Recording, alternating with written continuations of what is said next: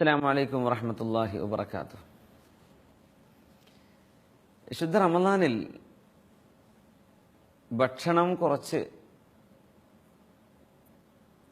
ജീവിത ചെലവുകൾ കുറച്ച്, ആത്മീയത വർദ്ധിപ്പിച്ച് അള്ളാഹുലേക്ക് അടുക്കേണ്ട ഒരു മാസമാണ്.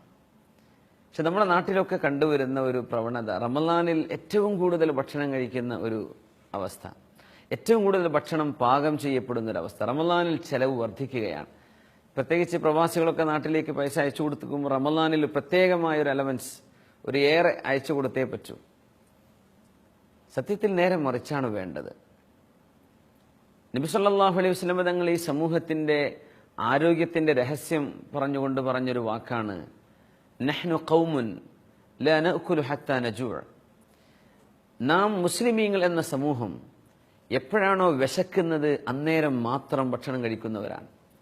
വഇദാ അഖൽന മാ ശബിഅന, നമ്മൾ ഭക്ഷണം കഴിച്ചു കഴിഞ്ഞാലോ വയറ് നിറയാൻ കാത്തിരിക്കുകയുമില്ല. രണ്ട് വിഷയം, നമ്മൾ വിശന്നാൽ മാത്രമേ കഴിക്കുള്ളൂ, പിന്നെ ഭക്ഷണം കഴിച്ച് വയറ് നിറയുന്ന അവസ്ഥ ഉണ്ടാവില്ല. വയറ് നിറയാതെ തന്നെ നമ്മൾ അതിൽ നിന്ന് എഴുന്നേൽക്കുന്നവരാണ്. ഈ രണ്ട് സ്വഭാവങ്ങൾ മുസ്ലിമീങ്ങളിൽ ഉള്ളതുകൊണ്ട് അവരിൽ ഏറ്റവും നല്ല ആരോഗ്യാവസ്ഥ ഉണ്ടായിരുന്നു മദീനയിലും അതിന്റെ പരിസര പ്രദേശത്തൊക്കെ.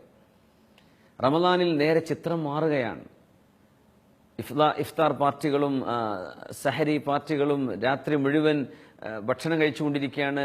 എണ്ണ പലഹാരങ്ങളും നെയ്യും ശരീരത്തിന് ആവശ്യമില്ലാത്ത കൊഴുപ്പുകളൊക്കെ ഒരുപാട് നമ്മൾ കഴിച്ച് റമളാനിന്റെ ആ ലക്ഷീകരിക്കപ്പെട്ട വസ്തുതയിൽ നിന്ന് ഒരുപാട് നമ്മൾ അകന്നു പോവാണ്.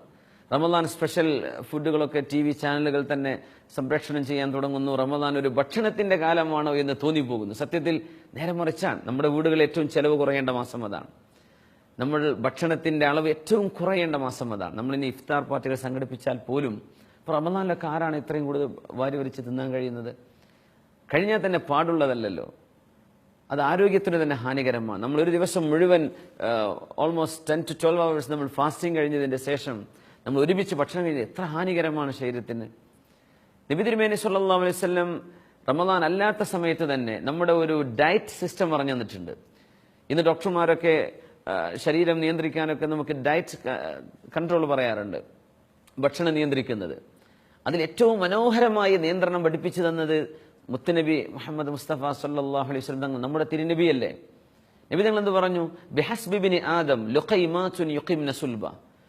ആദം സന്തതിക്ക് എന്ന് പറഞ്ഞ മനുഷ്യന് അവന്റെ നട്ടെല്ല് നിവർത്തി നിർത്താൻ പറ്റുന്ന തരത്തിൽ ഒരൽപ്പം ഏതാനും ഉരുള ഭക്ഷണം മതി. ഇൻകാന ലാ ബുദ്ദ ഫാഇലൻ, ഇനി അവന് കുറച്ച് ഭക്ഷണം അതിലും കൂടുതൽ കഴിച്ചേ പറ്റൂ എങ്കിൽ ഫസുലുസുൽ ലിതുആമിഹി വസുലുസുൽ ലിശറാബിഹി വസുലുസുൽ ലിനഫസിഹി. ഇസ്ലാമിന്റെ വൈദ്യശാസ്ത്രത്തിന്റെ അടിസ്ഥാനം ഈ ഹദീസാണെന്നാ പറയാം.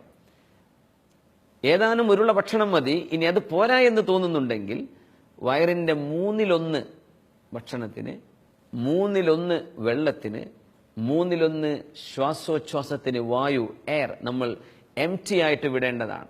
1/3 കഴിച്ചു, 1/3 വെള്ളത്തിന് നമ്മൾ ബാക്കി വെച്ചു, പിന്നെ 1/3 ശ്വാസത്തിന് ഓക്സിജൻ വേണം, ശ്വാസോച്ഛ്വാസം നടക്കണം, ശരീരത്തിന് കുറച്ചു ഭാഗം എംപ്റ്റി ആയി കിടക്കണം. അങ്ങനെ നിങ്ങൾ ഭക്ഷണം കഴിക്കാവൂ എന്ന് 1400 വർഷങ്ങൾക്ക് മുമ്പ് നമ്മെ നിർദ്ദേശിച്ച തിരുനബി സല്ലല്ലാഹു അലൈഹി വസല്ലം. അങ്ങനെയെങ്കിൽ വിശുദ്ധ റമളാനിലെ 30 ദിവസത്തെ വ്രതാനുഷ്ഠാനം കഴിഞ്ഞ് ഒരാൾക്ക് 5 കിലോയോ 10 കിലോയൊക്കെ ശരീരം വർദ്ധിക്കുകയാണെങ്കിൽ സത്യത്തിൽ റമളാനിൽ നിന്ന് രക്ഷീകരിക്കപ്പെട്ട അതിൽ നിന്ന് ഒരുപാട് നമ്മൾ അകന്നുപോയി. സ്ത്രീകൾ ഒരുപാട് ഭക്ഷണം പാകം ചെയ്യുന്നുണ്ട്, മുഴുവൻ സമയവും ഭക്ഷണത്തിലാണ് നഷ്ടപ്പെടുന്നത്. അവർക്ക് നോമ്പിന്റെ സമയത്ത് ഖുർആൻ ഓതാൻ സമയമല്ല, അവർക്ക് നല്ല കാര്യങ്ങൾ പഠിക്കാൻ സമയമല്ല, ഒരൽപ്പം ദിക്ർ ചൊല്ലാൻ സമയമല്ല. എന്ത്? അടുക്കളയിൽ ബിസിയാണ്.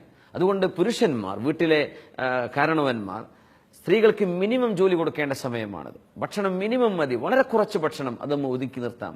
ഒരുപാട് മാംസ ആഹാരങ്ങൾ, ഉമർ റളിയല്ലാഹു അൻഹു പറയുമായിരുന്നു, മാംസത്തിന് ലഹരിയുണ്ടെന്നാണ്. മദ്യത്തിന് ലഹരിയുള്ള പോലെ മാംസത്തിന് ഒരു തരം ലഹരിയുണ്ട്, അത് മുസ്ലിമിന് പിടികൂടാൻ പാടില്ല. നമ്മൾ ഒരുപാട് മാംസം കഴിക്കുന്ന അവസ്ഥ ഉണ്ടാവരുത്. അപ്പോൾ കേരളത്തിന്റെ വിവിധ ഭാഗങ്ങളിൽ മുസ്ലിമീങ്ങൾ പ്രത്യേകിച്ച് തിങ്ങി താമസിക്കുന്ന മേഖലകളിലൊക്കെ ഒരുപാട് ഭക്ഷണത്തിന്റെ വില വർദ്ധിക്കുന്നുണ്ട്, ചെലവ് വർദ്ധിക്കുന്നുണ്ട്, ഒരുപാട് പൈസ വേസ്റ്റ് ആവുന്നുണ്ട്. ഭക്ഷണം ഒരുപാട് വിളമ്പിക്കൂട്ടുകയാണ് പെണ്ണുങ്ങൾ. ഇത് കഴിക്കാൻ പറ്റുമോ? പുരുഷന്മാർ അത് വേണം ഇത് വേണം എന്നൊക്കെ പറഞ്ഞ് അവരെ കൊണ്ട് ഉണ്ടാക്കിപ്പിക്കുന്നതും കാണാം. പക്ഷെ അത് ചെയ്തുകൂടാ. ഈ റമളാനിലെങ്കിലും നമ്മൾ ഭക്ഷണം ഒന്ന് മിനിമൈസ് ചെയ്യുക.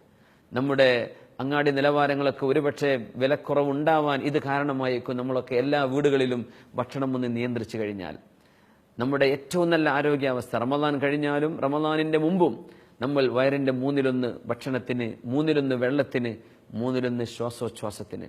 നാം വിശക്കുമ്പോൾ മാത്രം ഭക്ഷണം കഴിക്കുന്നവരും ഭക്ഷണം കഴിച്ചാൽ വയറ് നിറക്കാത്തവരുമാണ്. ഈ ഹദീസ് നമ്മുടെ ജീവിതത്തിൽ എന്നും നമ്മൾ കൊണ്ടു നടന്നാൽ ഒരുപക്ഷെ ആരോഗ്യകരമായ നമ്മുടെ നിലനിൽപ്പിന് അത് തന്നെ ധാരാളമാണ്. അള്ളാഹു സഹായിക്കട്ടെ. വആഖിറു ദഅവാന അനിൽ ഹംദുലില്ലാഹി റബ്ബിൽ ആലമീൻ. അസ്സലാമു അലൈക്കും വറഹ്മത്തുള്ളാഹി വബറകാതുഹു.